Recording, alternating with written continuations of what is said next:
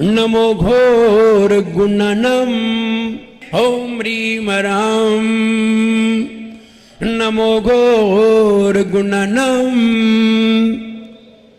ॐ ह्रीं राम नमो घोर गुणनम ॐ ह्रीं राम नमो घोर गुणनम